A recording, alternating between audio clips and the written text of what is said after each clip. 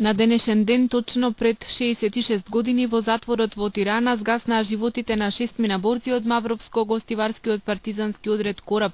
Меѓу нив беше и тетовецот Илјантевски смок. Денес делегација од организациите на борци на општина Тетови, резервните воени старешини пред споменикот на народниот херој положија букети цвеќе. На храброста и пожртвуваноста на овој тетовски револуционер почит му оддадоа и представници од местната заедница Илјантевски смок, како и почитувачи и продолжувачи на традициите од нов. Илјантевски смок е име кое значи многу за историјата на Македонија, подсети во пригодниот реферат Јовица Теофиловски од општинската боречка организација во Тетово. Се работи за навистина истакната и личност која има дадено голем придонес во народно-освободителното движење и народно-освободителната борба. Ило уште пред војната е активен во организацијата на СКОј и КПМ, КПЈ и ги обавува одговорни функции и во партијата, комунистичката партија, и во партизанските единици како политички комесар. Он ужива голема доверба кај раководството на комунистичката партија и затоа му се давани значајни партиски и воени функции.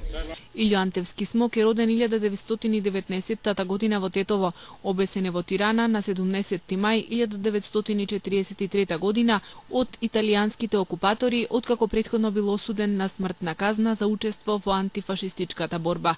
Храброста и одважноста на тетовскиот револуционер се гледа и во последните мигови, кога било одлучено тој да биде обесен. Не подклекна и покрај големите мачења од страна на истражните органи и во Гостивар, кога е тој заробен 10 дена, и во Тиранскиот затвор од страна на италијанските фашистички власт, тој нема признаено ништо. Тој пркосно вика, нема ништо да ви признам и нема да признам, и така остана.